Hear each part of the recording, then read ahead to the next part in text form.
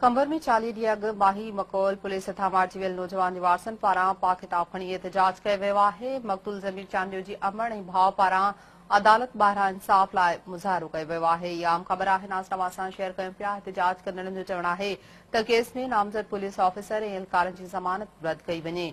Breaking news आहे, कंबर मां नाज़ सां शेयर कयूं पिया। अवां खे अपडेट कंदा हलूं त कंबर में 40 ॾींहं अॻु माही मकोल पुलिस हथां मारिजी वियल नौजवान निवारसन पारां पा किताब खणी एहतजाज कयो वियो आहे।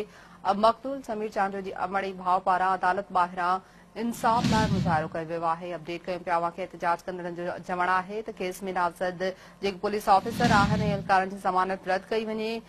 कंबर मां नाज़ सां इहा अहम ख़बर शेयर कयूं पिया। कंबर में 40 ॾींहं अॻु माही मकोल पुलिस हथां मारिजी वियल नौजवान निवारसन पारां पाक किताब खणी एहतजाज कयो वियो आहे।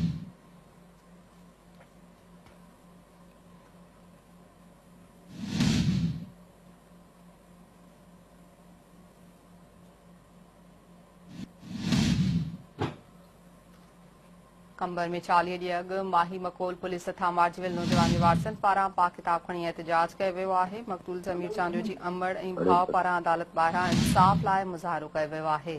वधीक तफ़सील मालूम कंदासीं कंबर मां सिंध टीवी न्यूज़ रिपोर्टर रहीम मंगी खां। रहीम मंगी, अपडेट कजो एहतजाजी मुज़ाहिरे जे हवाले सां। जी, कंबर जी माही मकोल पुलिस हथां 40 ॾींहं अॻु हिरासत दौरान नौजवान ज़मीर चांडियो मारिजी वियो हुयो ऐं जंहिंजो क़त्ल केस साॻे थाणे ते एसएचओ ऐं एडिशनल एसएचओ समेत 8 अहलकारनि मथां दाख़िल करायो वियो हुयो ऐं अहलकारनि तरफ़ां कंबर जी अदालत मां कई ज़मानत हासिल कई वई हुई, जंहिंजो अॼु मुदो पूरो थियणो आहे ऐं अहलकार केस में ॼाणायल अहलकार अदालत में बीठल आहिनि, जॾहिं त मक़तूल ज़मीर चांडियो जे वारसनि तरफ़ां अदालत ॿाहिरां औरतुनि ऐं मर्दनि पाक किताब खणी इंसाफ़ ऐं जवाबदारनि जी गिरफ़्तारी लाइ धरणो वियो आहे। जी ठीकु आहे, वॾी महिरबानी रहीम मंगी अपडेट करण लाइ।